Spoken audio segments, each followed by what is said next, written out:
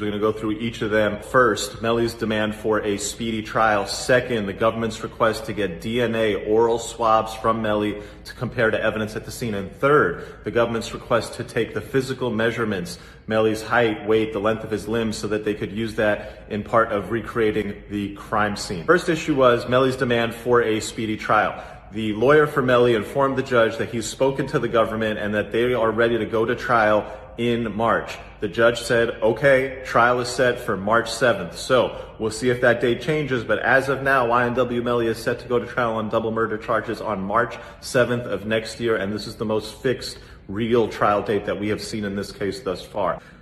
Second was the DNA issue. The DNA issue is very interesting. The Mellie's defense made the argument that, look, you don't need his DNA because all it's going to tell you is that he was in the car, and you already know he's in the car because he admits it and you have video surveillance footage. So why are you going through the extra step of getting his DNA? When it came time for the government to explain what the DNA would show other than the fact that he was in the car, when it came time for the government to explain whether the DNA will show, when he was in the car, the government didn't really have anything to say. They were kind of holding back their strategy, but ultimately it might be that the DNA is not really going to show anything other than the fact that he was in the car. We don't know. The government didn't say.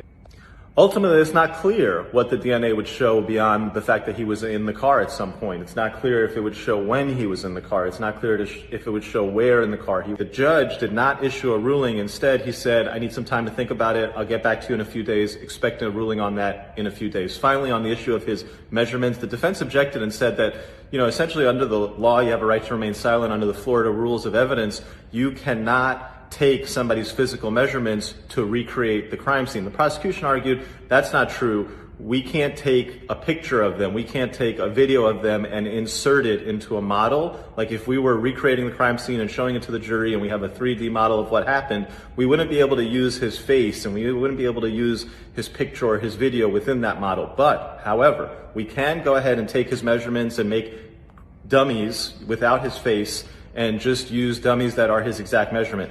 The judge bought that argument. It would be probably appealed if this case ever goes up on appeal, but ultimately for now, the judge said, okay, prosecution, I agree with you. As long as you don't use any videos or pictures in your 3D models, you can go ahead and take his measurements and make a 3D model using a dummy.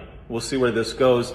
Very interesting developments. The biggest takeaway, on March 7th, there is a good chance that the trial of YNW Mellie on capital murder charges